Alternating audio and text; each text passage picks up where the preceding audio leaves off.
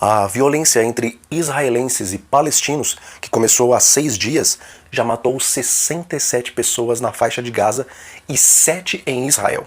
Os confrontos estão ganhando a proporção de uma guerra. Israel bombardeia pesadamente os palestinos com aviões.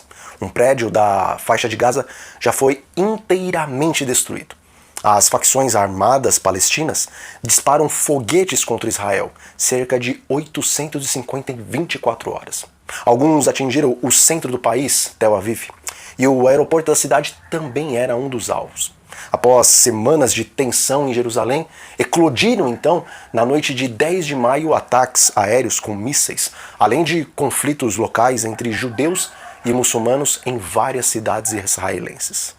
Na nova onda de violência que atinge Israel e a faixa de Gaza, uma lógica permanece inalterada.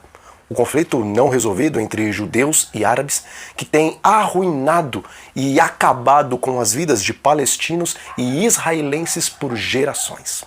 Está escrito: "E vocês ouvirão falar de guerras e de rumores de guerras. Fiquem atentos e não se assustem, porque é necessário que isso aconteça. Mas ainda não é o fim.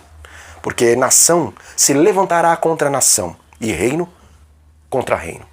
Haverá fomes e pestes e terremotos em vários lugares. Porém, todas essas coisas são o princípio das dores." Mateus 24, versículos 6 a 8. Amigos, o mundo já passou por vários conflitos desde que entramos no período do tempo do fim.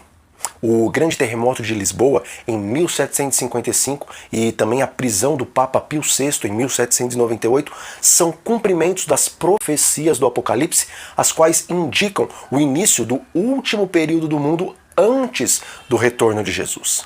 Bom, tivemos a Primeira Guerra Mundial em 1914 e também a Segunda Guerra Mundial em 1939, que dizimaram milhões de vítimas em várias nações do mundo.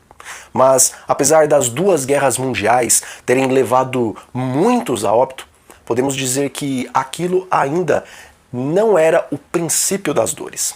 Contudo, ainda que o número de baixas no confronto entre israelenses e palestinos nesse exato momento seja então extremamente menor que o número de mortos daquelas duas guerras, podemos dizer que agora já estamos no princípio das dores, pois na profecia de Jesus, em Mateus 24, mostra nação contra nação, reino contra reino, juntamente com fomes e pestes e terremotos, tudo ao mesmo tempo. Além disso, o profeta Daniel nos diz que um dos sinais do tempo de angústia e da vinda de Jesus seria o avanço do conhecimento e o estar os homens correndo de um lado para o outro. Embora o profeta ele estava falando mais especificamente do avanço do conhecimento das profecias do seu livro, o avanço da ciência e dos seus feitos também está implícito nas palavras do profeta. Hoje vivemos ao mesmo tempo uma revolução da tecnologia, um aumento nos conflitos locais, um surto de protestos contínuos por todo o mundo, epidemias, pandemias, endemias, uma consecutiva à outra, terremotos em todos os lugares, em uma escala astronômica. E é importante lembrar que, mesmo no Brasil, no ano de 2020, tivemos um terremoto de magnitude 4,6 no estado da Bahia. E embora não esteja havendo conflitos nucleares entre as nações, cada ano cresce mais e mais a tensão entre Oriente e Ocidente, entre as megapotências mundiais. Falsos cristos se levantam em várias partes do mundo e têm enganado a muitos. A aliança entre Estados Unidos e Roma vai se consolidando, meus amigos. E o ecumenismo já ganhou tal força que a própria Igreja Luterana assinou um documento declarando não haver mais protestos da parte dela. Os líderes mundiais estão vendo na besta a qual sobe do mar, o papado, a única esperança para o mundo. O mundo geme de dores e catástrofes seguem catástrofes. Pessoas estão desmaiando de terror por medo das coisas que estão por sobrevir ao mundo. Governantes de todas as nações clamam por uma nova ordem mundial. As igrejas viraram centros espíritas e estão recebendo entidades demoníacas em seus cultos voltados para a emoção, tal como são os shows de rock. As mensagens de advertência têm quase se extinguido dos púlpitos. O adventismo puro está entrando em extinção. E os últimos investigadores da Bíblia e do espírito de profecia estão sendo caçados, meus amigos. Irmãos, esse é o fim. Não há mais tempo para brincarmos, declara o espírito de profecia. Nenhum de nós jamais receberá o selo de Deus enquanto o caráter tiver uma nódoa ou uma mácula sequer. Cumpre-nos remediar os defeitos de caráter, purificar de toda a contaminação o templo da alma. Então, a chuva serôdia cairá sobre nós como caiu a temporã sobre os discípulos no dia do Pentecostes. Conselhos para a Igreja, página 343. Sem o selo, não tem chuva serôdia. E sem perfeição de caráter, não tem selo.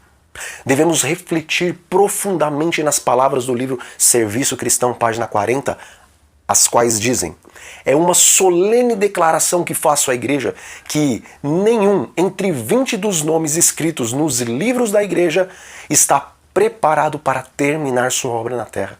E acham-se tão sem esperança em Deus e sem esperança no mundo, tal como o pecador comum. Irmãos, Deus não deu essas palavras para sua profeta a fim de nos desanimar, mas a fim de nos despertar. Amigos, Deus não se agrada com a morte do ímpio. E justamente por isso que o seu anjo declara: preparai-vos, preparai-vos, preparai-vos. Tereis de experimentar uma morte para o mundo maior do que jamais experimentastes antes. Vi que havia grande obra a ser feita por eles e pouco tempo para fazê-la. Primeiros Escritos, página 64. E eu termino essa pequena mensagem com uma experiência que eu vivi esta semana. Bom, meu pai havia comprado um vaso com uma flor muito bonita para presentear minha mãe. Ele comprou essa flor na sexta-feira, mas passaram-se 4 dias e minha mãe havia esquecido de regar a planta. E por conta disso, as suas folhas e também a flor estavam murchas, meus amigos. E a flor ficou literalmente caída, desmaiada. Então todos nós pensamos que ela havia morrido. Essa foi a nossa sentença para a planta. Contudo, minha irmã resolveu fazer uma última tentativa e jogou então um pouco de água nessa flor.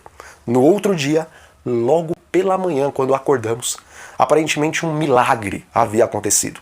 As folhas e a flor, que por nós foram consideradas arruinadas, agora elas estavam verdes e a flor estava mais bela do que nunca. E também havia ela aberto as suas pétalas.